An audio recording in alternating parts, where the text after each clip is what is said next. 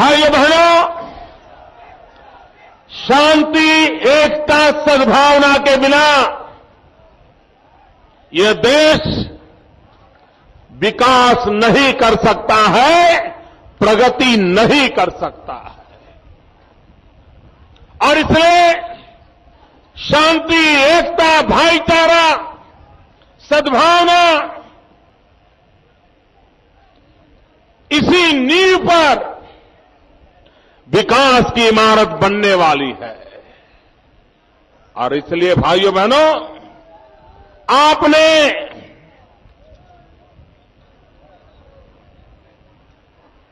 ये जो एक अहम उदाहरण प्रस्तुत किया है, वे देश के लिए उदाहरण रूप है। भाइयों बहनों, मेरे मन में विचार आता है, किसी को मोदी के खिलाफ इतराज हो सकता है, किसी को भाजपा के खिलाफ भी इतराज हो सकता है।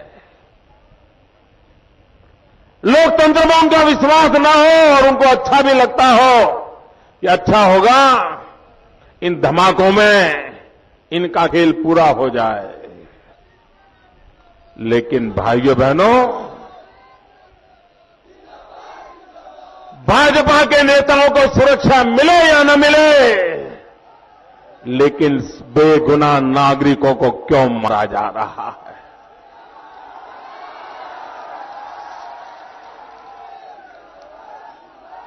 आखिर मरने वाले भी तो मेरे ही बिहार के भाई बहन थे। लेकिन भाइयों बहनों, वोट बैंक की राजनीति में डूबे हुए लोग इस दर्द को नहीं समझ सकते हैं, इस पीड़ा को नहीं समझ सकते हैं। भाइयों बहनों,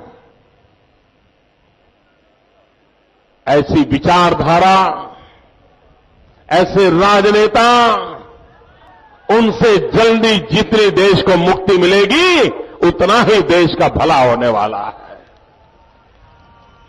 भाइयों बहनों, मैं आज बिहार की जनता का एक और भी ऋण स्वीकार करना चाहता हूं। ये ऋण स्वीकार हमने गुजरात से एक आह्वान किया था, सरदार वल्लभ भाई पटेल का विश्व में सबसे ऊंचा स्मारक बनाने का हमने निर्णय किया। सरदार वल्लभ भाई पटेल ने देश को एक किया था। देश की एकता के लिए सबसे बड़ी प्रेरणा है सरदार वल्लभ भाई पटेल। और हमने किसानों से प्रार्थना की थी कि आपके खेत में जो औजार उपयोग में आया है, वो लोहे का एक आध औजार मुझे दे दीजिए। आप ही के खेत में उपयोग में आए हुए औजार से सरदार पटेल की स्टैच्यू बनेगी, ताकि देश की एकता का संदेश जाए, वो किसान पुत्र से संदेश जाए, और हिंदुस्तान के कोने कोने की भागीदारी है वो संदेश जाए। मैं बिहार का आभारी हूं कि आपने गांव गांव इस भावना को पहुंचाया। हर गांव ने उत्साह और उमंग के साथ खेत में काम आए हुए औजार का लोहा हमें भेज दिया। मैं आपका बहुत बहुत आभारी हूं। और जब सरदार वल्लभ भाई पटेल का वो भव्य स्मारक होगा तो वहां बिहार की भी मौजूदगी होगी।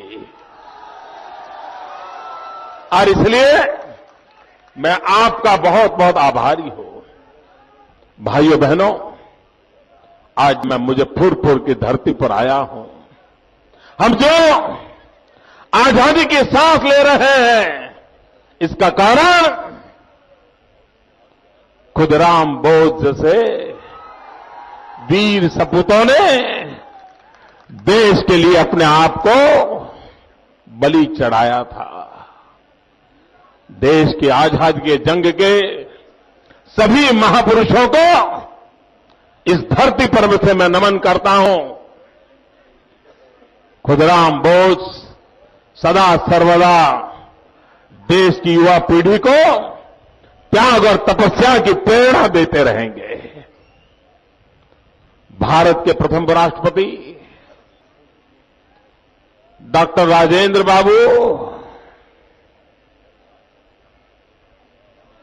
कभी यहां पर उन्होंने शिक्षा के क्षेत्र में सेवाएं की थी। भाइयों बहनों, श्रीमान जॉर्ज फर्नांडिस कभी इसी क्षेत्र के प्रतिनिधि रहे थे।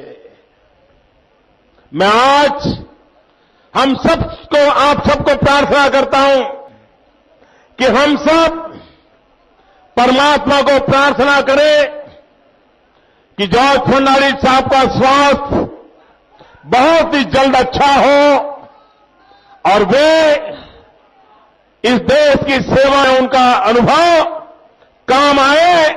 मैं परमात्मा से प्रार्थना करता हूं कि बिहार की धरती को अपनी कर्मभूमि बनाने वाले जॉर्ज फर्नांडिस साहब का स्वास्थ्य बहुत ही जल्दी अच्छा हो। भाइयों बहनों, जब एनडीए की सरकार थी, अटल बिहारी वाजपेयी हमारे देश के प्रधानमंत्री के रूप में हमारी मैथिली भाषा को संविधान सूची में देकर के उसका गौरव किया था, उसका सम्मान बढ़ाया था। भाइयों बहनों, यह हुंकार रैली है। यह हुंकार किसी को नीचा दिखाने के लिए नहीं है। यह हुंकार हमारे अधिकारों के लिए आवाज है। यह हुंकार देश को बर्बाद करने वालों से बचाने के लिए है। यह हुंकार देश में राजनीतिक परिवर्तन की आशा आकांक्षाओं को लेकर के आया है। यह हुंकार बुराइयों से मुक्ति के लिए है। यह हुंकार अच्छाइयों की प्रतिष्ठा बढ़ाने के लिए है। और इसलिए भाइयों बहनों, इसी हुंकार रैली से जब हम आगे बढ़ रहे हैं, तब देश की राजनीतिक चित्र का हाल क्या है? भाइयों बहनों, मैं जहां भी जाता हूं, जिस किसी से मिलता हूं, मैं एक ही विषय की चर्चा करता हूं। मैं सबसे एक ही बात करता हूं और मैं लगातार कोशिश करता हूं, देश की समस्याओं के हल ढूंढने में लगा रहता हूं। मेरी प्राथमिकता है देश की समस्याओं का हल ढूंढना और हमारे विरोधियों की प्राथमिकता है मोदी का हल ढूंढना। वे लगे हैं, मोदी का हल ढूंढने में लगे हैं। और इसलिए भाइयों बहनों, ये जो संकुचित मानसिकता है, वो कभी भी देश का भला नहीं कर सकती है। भाइयों बहनों, बहुत तेजी से एनडीए का विस्तार हो रहा है। और मैं जब एनडीए बोलता हूं, तो मेरे सामने एनडीए के दो रूप है। एक है नेशनल डेमोक्रेटिक अलायंस और दूसरा है नेशनल डेवलपमेंट अलायंस। और ये हमारा परिवार बढ़ रहा है। मैं रामविलास जी का, भाई चिराग का, उपेंद्र कुशवाहा जी का और उनके सभी साथियों का ये एनडीए परिवार में स्वागत करता हूं। ये शक्ति बढ़ने वाली है, ये रुकने वाला नहीं है मामला, ये बढ़ता ही चलेगा और औरों की परेशानी भी उतनी ही बढ़ने वाली है। उनको तो परेशानी हो रही है कि भाजपा वाले, इनको तो हम बनिए ब्राह्मण की पार्टी कहते थे और ये पिछड़ी जाति के लड़के को उन्होंने प्रधानमंत्री घोषित कर दिया। चौंक गए हैं। भाइयों बहनों, लिख करके रखिए, आने वाला दशक 60 साल बीत चुके हैं मित्रों। आने वाला दशक हिंदुस्तान में दलितों का, पीड़ितों का, शोषितों का, आदिवासियों का, वंचितों के विकास का दशक होने वाला है। उनके हकों की रक्षा का दशक होने वाला है। ये मैं आज आपको मेरा इरादा साफ कर देता हूं भाइयों। आपने वादे तो बहुत किए, लेकिन क्या कभी कोई वादा निभाया है? क्या कभी गरीबों की परवाह की है? भाइयों बहनों, क्या कांग्रेस ने कभी कोई वादा निभाया है? ये थर्ड फ्रंट वालों ने कभी किसी का भला किया है? ये एक साल पहले थर्ड फ्रंट वाले कहीं नजर आते थे? 6 महीने पहले नजर आते थे? जब चुनाव का बिगुल बजता है तभी ये जागते हैं, फिर 5 साल सो जाते हैं। ये चुनावी खिलाड़ी चुनाव का माहौल तो बिगाड़ सकते हैं, लेकिन देश का कभी भला नहीं कर सकते भाइयों। और इसलिए चाहे कांग्रेस हो और ये थर्ड फ्रंट हो, ये आखिर थर्ड फ्रंट है क्या?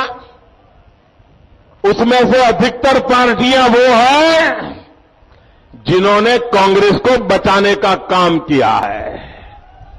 कभी वो कांग्रेस के लालच में फंस करके काम करते हैं, कभी सीबीआई के चाबुक से डर करके काम करते हैं। भाइयों बहनों, सार्वजनिक जीवन में हिपोक्रेसी नहीं चलती है। मैं रामविलास जी के लिए कहना चाहता हूं, आज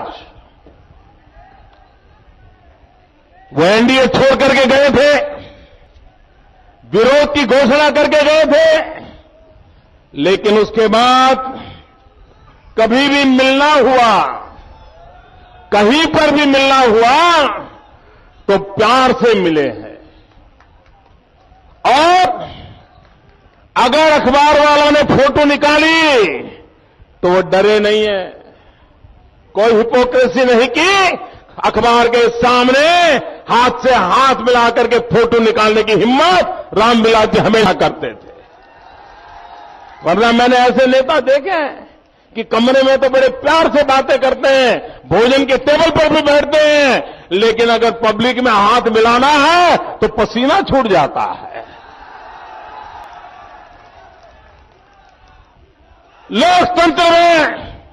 लोकतंत्र में विरोध हो सकता है, ये लोकतंत्र का स्वभाव भी है, लेकिन लोकतंत्र में हिपोक्रेसी के लिए कोई जगह नहीं होती है मित्रों।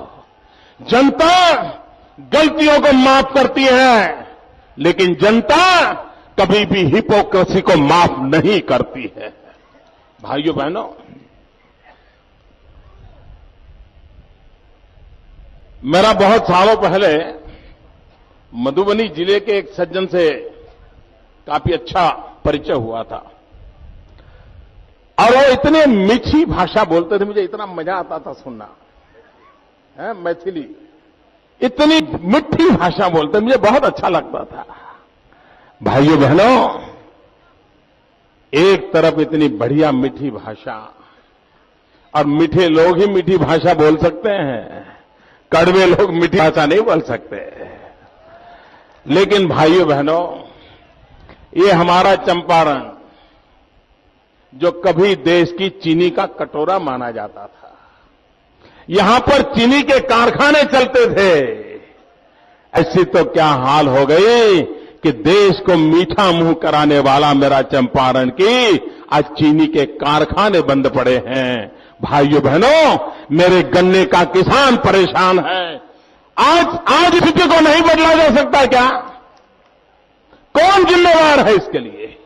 भाइयों बहनों, ये जो बर्बादी करने वाले लोग हैं, इनको सामान्य लोगों की परवाह नहीं है। आप कहिए भाइयों बहनों, आज भी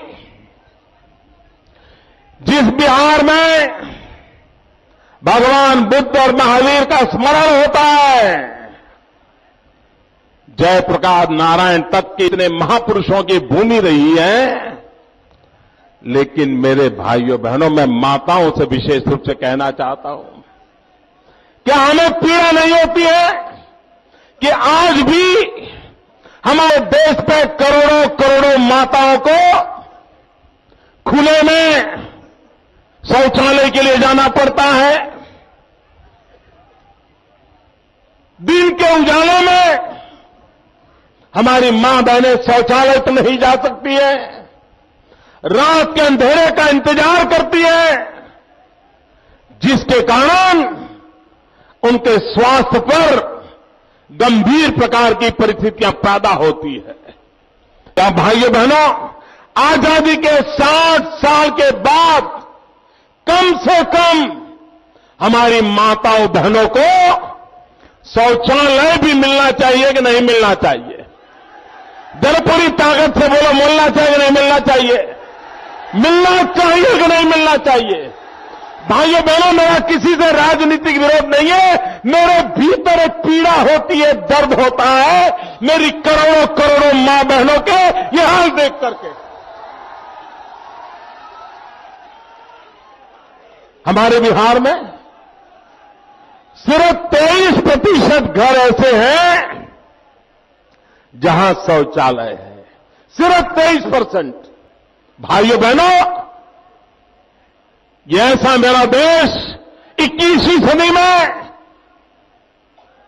जिसके पास मां बहनों की इज्जत प्राथमिकता न हो, तो भाइयों बहनों शर्म आती है। और इसलिए मैं कहता हूं भाइयों बहनों, हमारी माताओं बहनों को अनेक पीड़ाओं से हमें मुक्ति दिलानी है। भाइयों बहनों, सिर्फ 16% घर ऐसे हैं यहां जहां बिजली है, घर में कनेक्शन हो सिर्फ 16%। भाइयों बहनों, आपको बिजली मिलती है क्या? बिजली मिलती है क्या? मुझे बताइए, आपको बिजली चाहिए कि नहीं चाहिए? पढ़ने के लिए बिजली चाहिए, मां बीमार है तो पंखा चलाने के लिए बिजली चाहिए, खेत में पानी पहुंचाने के लिए बिजली चाहिए। बिजली सहज स्वीकार्य है कि नहीं है? अरे मोबाइल फोन लाते हैं, लेकिन चार्जिंग के लिए दूसरे गांव जाना पड़ता है। भाइयों बहनों, बिहार में बिजली जाती है ये खबर नहीं है, बिजली आती है ये खबर है।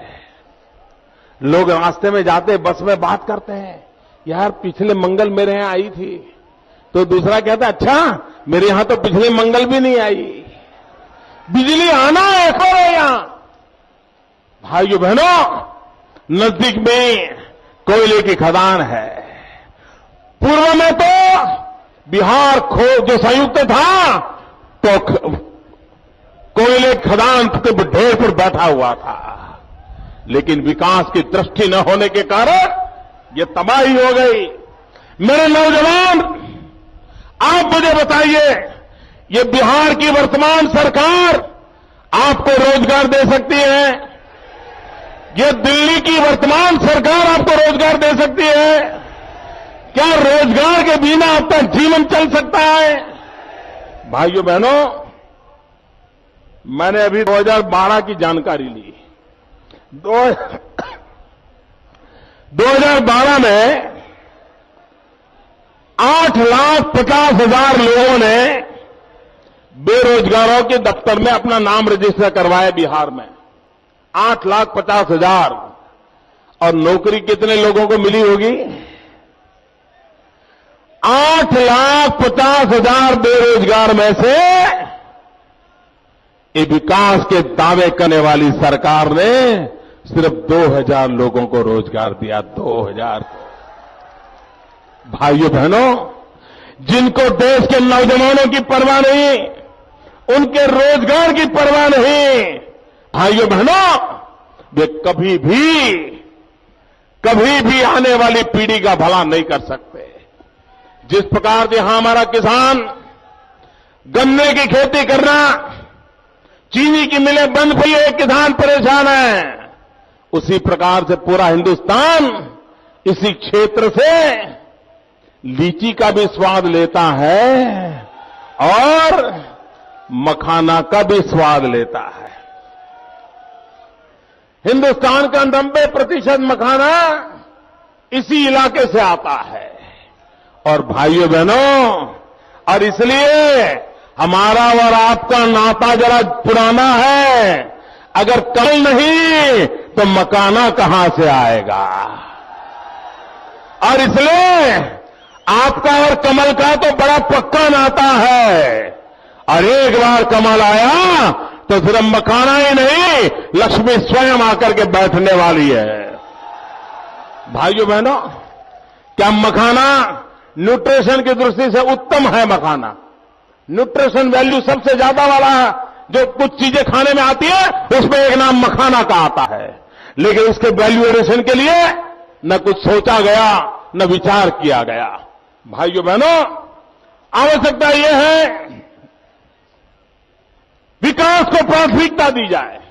यहां सामने ही मैं जब हेलीकॉप्टर से देख रहा था, इतनी बड़ी विशाल ये भीड़, लेकिन मैं देख रहा था हजारों लोग रोड पर बेचारे आ रहे थे, मीलों दूर उनकी गाड़ियां खड़ी थी, हेलीकॉप्टर से दिखाई दे रहा। अभी भी शायद कुछ लोग पहुंच नहीं पाए होंगे। भाइयों बहनों, अटल बिहारी वाजपेयी जी ने हिंदुस्तान को जोड़ने के लिए एक रास्तों के चतुष्कर की कल्पना दी थी और सौराष्ट्र से सिलचर तक ईस्ट वेस्ट कॉरिडोर बनाने का काम प्रारंभ किया था। वही रास्ता यहां से गुजरता है।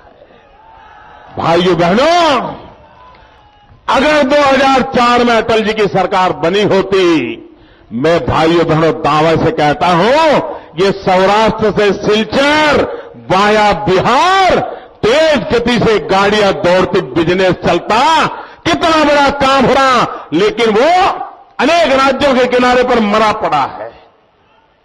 ये हमारे नंद कुमार जी जब थे तो उन्होंने थोड़ा बहुत किया, लेकिन फिर ठप हो गया है।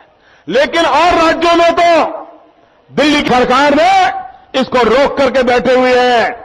और इसलिए भाइयों बहनों, विकास के प्रति कितनी उदासीनता राज्य की और दिल्ली की सरकार की है, इसके लिए मैं आपका ध्यान आकर्षित करता रहता हूं। भाइयों बहनों, आतंकवाद इस देश को तबाह कर रहा है और हम इस बात के हैं, दुनिया के किसी भी कोने में आतंकवाद ये मानवता का विरोधी है। नेपाल की सीमा आज संकट का कारण बनी हुई है और भाइयों बहनों, आतंकवादियों को छिपने के लिए अब लगता है बिहार उनको स्वर्ग भूमि लगने लगी है। क्यों? क्योंकि बिहार सरकार की वोट बैंक की राजनीति आतंकवादियों के प्रति कठोर रवैया बरतने के लिए तैयार नहीं है। भाई बहनों, आतंकवाद के प्रति नरमी वो पूरे देश को तबाह कर देगी और उसके खिलाफ राजनीतिक विचारधारा भी आड़े नहीं आनी चाहिए। सत्ता सुख के सपने आड़े नहीं आने चाहिए। आतंकवाद के खिलाफ लड़ने के लिए देश में एक स्वर होना चाहिए, एक संकल्प होना चाहिए, राजनीति से ऊपर उठ करके होना चाहिए। तभी आतंकवाद के खिलाफ लड़ाई लड़ी जा सकती है, तभी सामान्य मानवी को सुरक्षा का एहसास हो सकता है। भाइयों,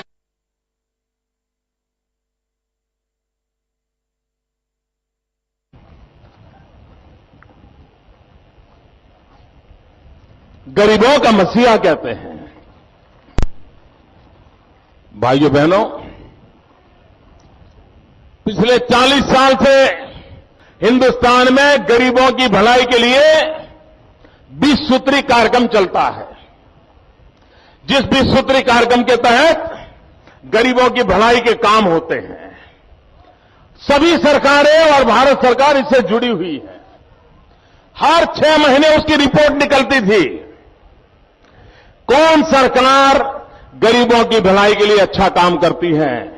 भाइयों बहनों, आज मैं गर्व से कहता हूं, पूरे हिंदुस्तान में सिर्फ भारतीय जनता पार्टी की सरकारें हैं जो 20 सूत्री कार्यक्रम के इंप्लीमेंटेशन में हमेशा अव्वल नंबर पे रही है।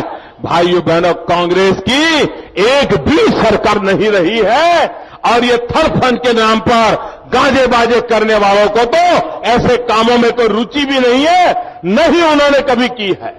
भाइयों बहनों, गरीबों का भला ये भारतीय जनता पार्टी के प्राथमिकता है। भाइयों बहनों, हमारा ये इलाका है जहां भरपूर पानी है, हमारा इलाका है जहां पर सर्वाधिक अच्छी जमीन है।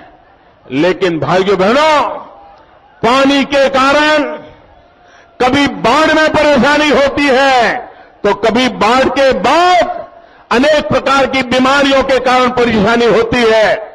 अटल बिहारी वाजपेयी जी ने जहां पानी नहीं है वहां पानी पहुंचाने का संकल्प किया था, और जहां ज्यादा पानी के कारण नुकसान होता है उनको बचाने के लिए संकल्प किया था, और रिवर ग्रिड का एक सपना देखा था। भाइयों बहनों, पूरे देश को अगर सुजलाम सुफलाम बनाना है, पूरे देश को अगर हरा भरा बनाना है, तो हम सबके लिए आवश्यक है कि हम भाइयों बहनों रिवर ग्रिड के कंसेप्ट को आगे बढ़ाएं। दिल्ली की सरकार ने उसको डिब्बे में बंद करके रखा हुआ है। वाजपेयी जी का सपना अधूरा है, उस सपना पूरा करने का संकल्प लेकर के हम आगे बढ़ना चाहते हैं। भाइयों बहनों, आजकल हमारे देश में एक फैशन हो गई है। आपको याद होगा, पहले के जमाने में हिंदुस्तान में कुछ भी होता था तो एक फैशन थी, भाई इसमें विदेशी शक्तियों का हाथ है। कोई भी बात हो तो बोलते थे विदेशी शक्तियों का हाथ है। बाद में कोई घटना घटती थी तो कहते थे आईएसआई का हाथ है। ये हमारे देश में लगातार बोला जाता था। लेकिन पिछले कुछ वर्षों से इस देश से कुछ भी हो, एक जड़ी बूटी हाथ आ लगी है कुछ लोगों को, सत्ता पाने की जड़ी बूटी, और उसका नाम उन्होंने रखा है सेक्युलरिज्म। आप कहो भाई नौजवानों को रोजगार चाहिए, वो कहते हैं सेक्युलरिज्म खतरे में है। आप कहो महंगाई ज्यादा है तो बोले सेक्युलरिज्म खतरे में है। आप कहें गरीबों को 2 पेट खाना मिले तो कहते हैं सेक्युलरिज्म खतरे में है।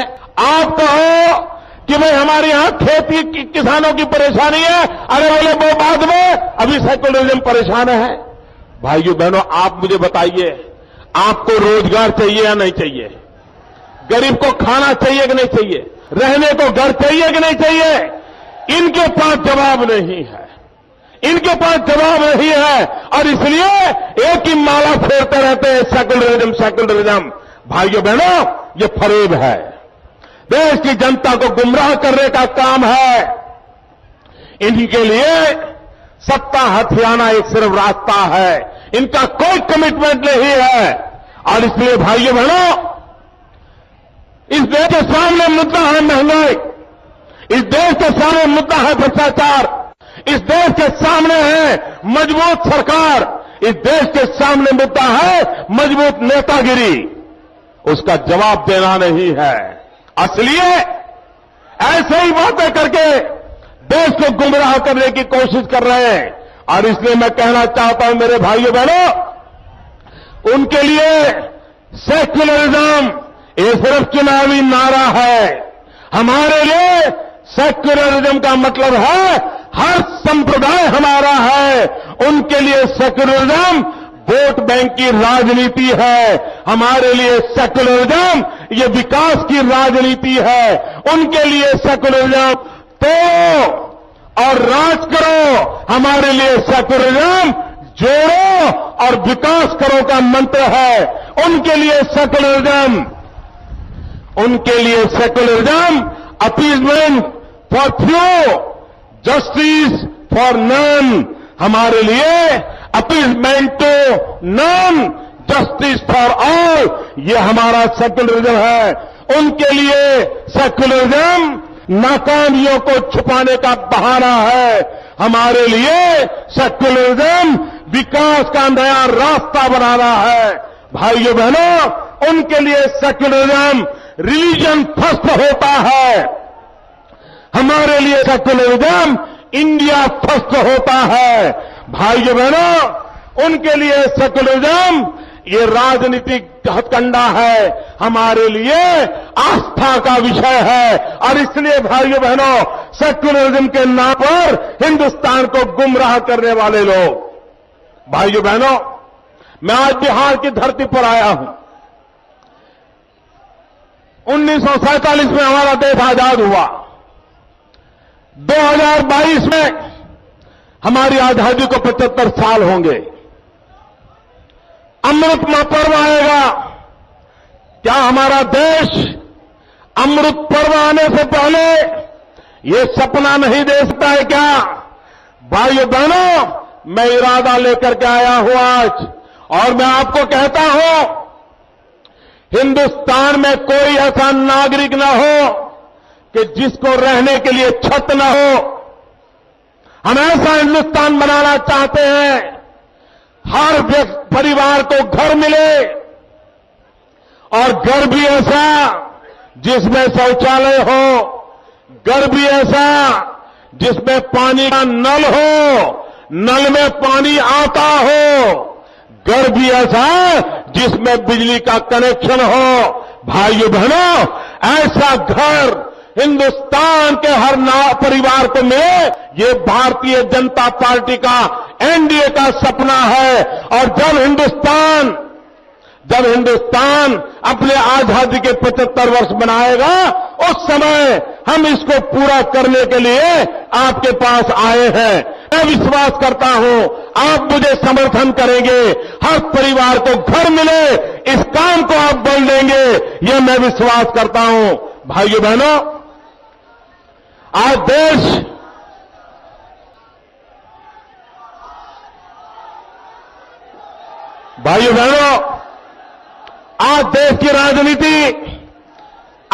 की राजनीति दो खेमों में दिखाई देती है, दो मोड़ पर दिखाई देती है, दो रास्तों पर नजर आ रही है।